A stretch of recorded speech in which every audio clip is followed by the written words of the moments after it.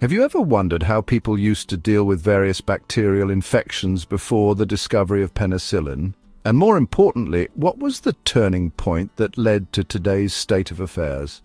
I would like to take you on a magical journey through one of the greatest discoveries in medical history. It's a tale of curiosity, chance, and a tiny hero that changed the world. Over 100 years ago, even minor injuries could turn into life-threatening situations, leaving families helpless and afraid. Many infectious diseases such as pneumonia, gonorrhea, and rheumatic fever had no effective treatment, and many people died from blood poisoning or complications of childbirth. There were just few effective treatments for bacterial infections. Thus, strict hygiene practices were crucial for minimizing the spread of diseases.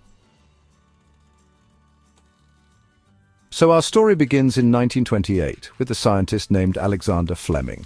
He was a Scottish physician and microbiologist, known for discovering a molecule described as the single greatest victory ever achieved over disease.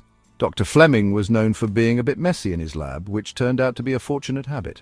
One day, after returning from a holiday, he noticed something strange on a petri dish he had forgotten to clean.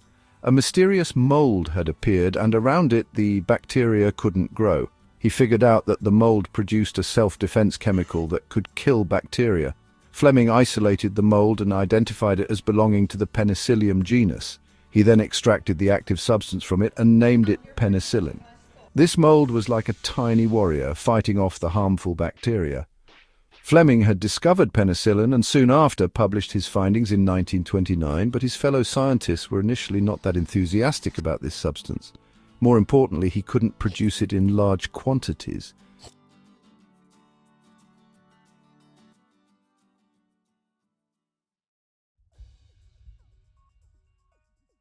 Years have passed and World War II began.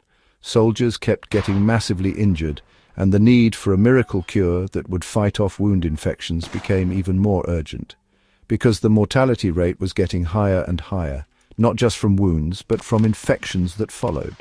This magical drug has been reported to significantly reduce not just the mortality, but also the onsets and predicaments from bacterial infections among wounded military men. It helped prevent amputations and led to quicker recovery times for soldiers, allowing them to return to combat more rapidly.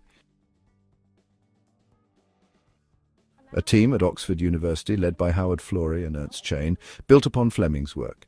It took them a decade to successfully improve techniques focusing on purification, concentration, and clinical testing of penicillin.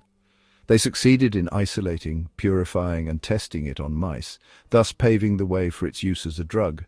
The results were amazing. Mice injected with deadly bacteria survived when given penicillin, but producing enough for humans was still a challenge. The team traveled to America, where scientists joined the effort. They found that penicillin grew best in an unlikely place: corn steep liquor. This waste product from corn processing became the key to penicillin production, but the story doesn't end there. Nature had another surprise in store. A moldy cantaloupe provided an even better strain of penicillin. This supermold could produce much more penicillin than Fleming's original. Soon, penicillin was being mass-produced, saving countless lives during the war and after.